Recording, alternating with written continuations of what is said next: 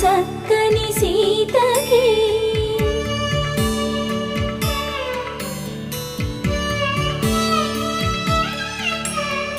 ఎర్ర జాబిలి చేయి రాముడేడని అడుగుతుంటే